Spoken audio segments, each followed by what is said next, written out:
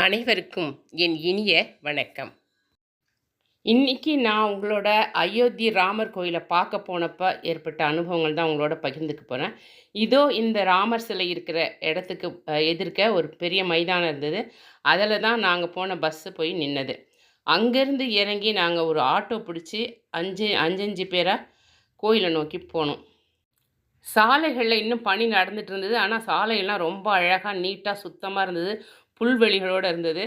ஒவ்வொரு இதுலேயும் சாலையிலும் இடதுபுறம் ராமாயண காட்சிகள் சுதை சிற்பமாக வடிவமைக்கப்பட்டிருந்தது. ரொம்ப அற்புதமாக இருந்தது.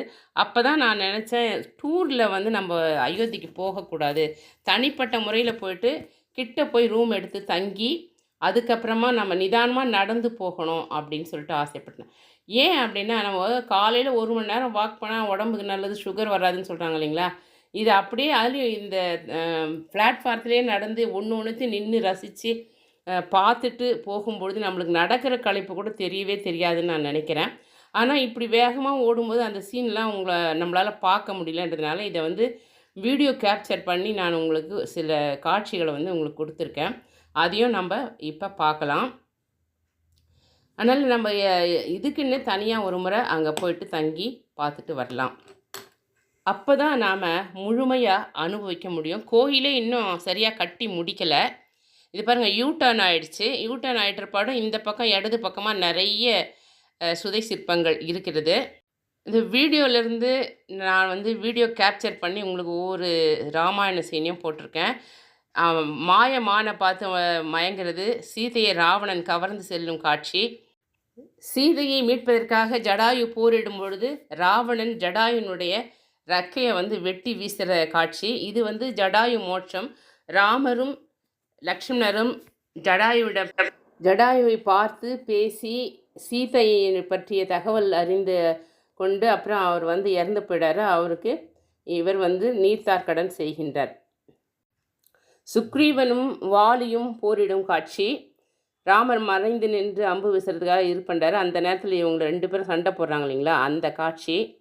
இப்படி எல்லா காட்சியும் அவ்வளோ அருமையாக இருந்தது. ஆனால் பார்க்குறதுக்கு முடியல, நின்று ஆட்டோ போன வேகத்தில் எதையும் நின்று ரசித்து பார்க்க முடியல. அது ஒரு மிகப்பெரிய மனக்குறை தான். இப்போ அயோத்தி ராமர் கோயிலுக்குள்ளே நுழைஞ்சிட்டோம். இப்போ நம்ம க்யூ வரிசையில் நின்றுருக்கோம். அங்கேருந்து பார்த்தா இந்த சந்நிதி சைடில் தெரிஞ்சுது. ஆனால் அது என்ன சன்னதின்னு பார்க்க முடியல. இது பாருங்கள், இந்த பக்கமும் சன்னதி இருக்குது. இன்னும் கன்ஸ்ட்ரக்ஷன் நடந்துக்கிட்டே தான் இருக்குது. இந்த ஒரு வளாகத்துக்குள்ளே பல சின்ன சின்ன கோயில்கள் இருக்கும். ராமர் கோயில் கருவறை சன்னதிக்கு கிட்ட ஏறக்குறைய போயிட்டோம். இதுக்கு மேலே நம்மளுக்கு செல்ஃபோன் எடுத்துன்னு போக அனுமதி இல்லை. நாம் எடுத்துகிட்டு போகிற ஹேண்ட்பேக்கு, செல்ஃபோன் எல்லாத்தையும் வாங்கி ஒரு லாக்கரில் வச்சு பூட்டிட்டு அந்த சாவியை நம்மக்கிட்ட கொடுத்துறாங்க. அதிலே டோக்கன் நம்பர் இருக்குது. திரும்ப வந்து நம்மளுடைய பொருளெல்லாம் நம்ம கலெக்ட் பண்ணிக்கலாம். உள்ளே போயிட்டு ராமரை கண்குளிர தரிசித்தோம். பெண்கள் தனி வரிசையாகவும் ஆண்கள் தனி வரிசையாகவும் உள்ளே போக வேண்டியதாக இருக்குது. இதிகாச நாயகன் ராமபிரானின் ஜென்மபூமி. விஷ்ணுவின் 10 அவதாரங்களில் ஒரு அவதாரமாகிய ஸ்ரீ ராமச்சந்திரமூர்த்தியின் ஜென்ம அரண்மனையும் அதை சுற்றி இருந்த அரண்மனைகளும் அந்நியரால் தரைமட்டமாக்கப்பட்டது. சுதந்திரம் அடைந்தோம். ஆனால் ஸ்ரீ ராம ஜென்மபூமியை மீட்க முடியாமல் இருந்தோம். நாம் வணங்கும் தெய்வம் பிறந்த பூமியை மீட்க முடியாமல் உண்மையான பக்தர்கள் 500 வருட காலம் போராடி மீட்டிருக்கிறார்கள். வெறும் மண்மேடாய் இருந்த இடத்தில் குட்டி குழந்தை ராமரையும் குட்டி சுவர்களுக்கிடையே பார்த்தேன். இன்றோ அழகே வடிவாய் பிரம்மாண்டமான கோவிலில் குடிகொண்டிருக்கும் ராமனையும் ஆனந்த கண்ணீரோடு பார்த்து பரவசமடைந்தேன். ஸ்ரீ ராம ஜென்ம பூமியை மீட்டவர்களுக்கும் பிரம்மாண்டமாக கோவில் எழுப்பியவர்களுக்கும் கோடானு கோடி நன்றி. இன்றைக்கு தினமும் லட்சக்கணக்கான மக்கள் ஜெய் ஸ்ரீராம் ஜெய் ஸ்ரீராம் என்று உணர்ச்சி பொங்க ஜபித்து கொண்டே உள்ளே நுழைவதை பார்க்கும்போது மிகவும் பரவசமாக இருந்தது. ராம ஜென்மபூமி மீட்ட இந்த காலத்திலே நாமும் உயிரோடு இருக்கிறோம் என்று நினைக்கும் பொழுது மிகவும் சந்தோஷமாக இருக்குது. நம்ம பரம்பரைகள்லாம் வந்து இதை பார்த்து ரசிக்க போகிறாங்கன்னு நினைக்கும் பொழுது ரொம்ப ரொம்ப சந்தோஷமாக இருக்குது. இந்த கோயில் பாரத தேசத்தின் ஒரு அடையாளமாகவும் அந்நிய செலாவணியை பெற்றுத்தருவதாகவும் அமைந்திருக்கிறது. வெளிநாட்டவர்களாம் நிறைய பேர் வந்து இதை பார்க்குறாங்க.